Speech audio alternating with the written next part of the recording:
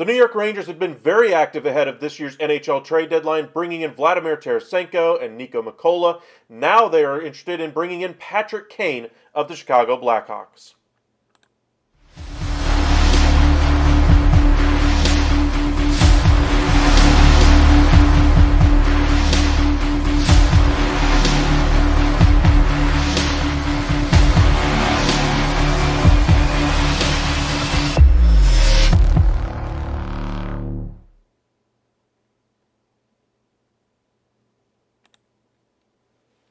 For months now, we've been hearing about Patrick Kane and his desire to be moved, and that the one destination he'd be willing to be moved to would be the New York Rangers. Well, now we're starting to get some steam in that direction. We thought a few weeks ago, after they made the move for Vladimir Tarasenko, that there wouldn't be enough money to be able to get that type of a deal done, let alone having enough prospects or picks to make it worth Chicago Blackhawks' time in moving one of their best players in franchise history in Patrick Kane. Now, of course, he does come with a massive cap hit, and they're going to have to figure out some room there on the New York Rangers roster, and it seems like they could work out some of that room if they move one of their players to LTIR, who took a big injury the other day in Lindgren anyway. Now, they could save some more money if they wait a couple of more days based on the move they just made to send out one of their younger players, Igor Kravtsov, anyway, to the Vancouver Canucks. They could save a lot of money there that would allow them to bring in Patrick Kane. They could move other pieces off of this roster as well in order to accommodate this type of a trade. But this would be the second big move they've really made here at the deadline for the New York Rangers. The depth on defensemen, or as far as defense anyway, would leave me some concern if I'm a Rangers fan. But when you look around the East, you got teams like the Boston Bruins, who've been the best team all year long. The Devils, who've been right there with them. You have one of the former champions in the league in the Tampa Bay Lightning, a good team in Toronto up there that made their trade deadline acquisition in Ryan O'Reilly as well.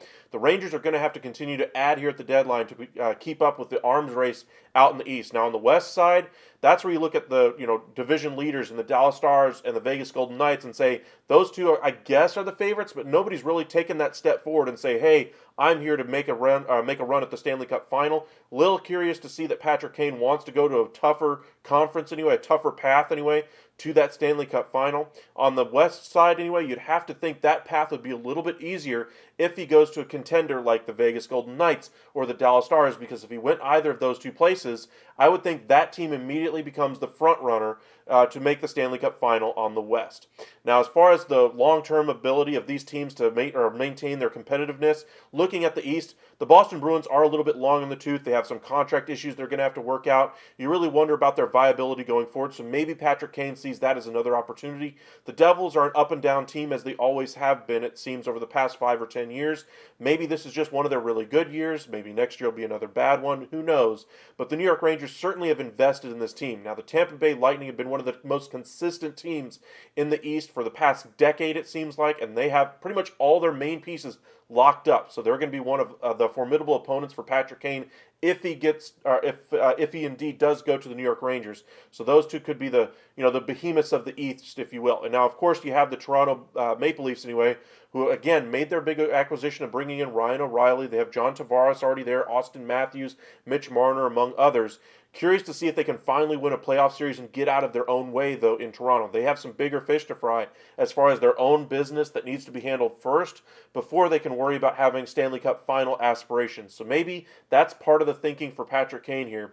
But it seems like it will happen. He will be traded before this year's NHL trade deadline. Let us know in the comments section, if you were Patrick Kane, where would you want to go? Would you want to go to the Rangers? Would you want to go out west where it seems like the path is a little bit clearer? Or is there another team out east that you see as a possibility for a trade for Patrick Kane?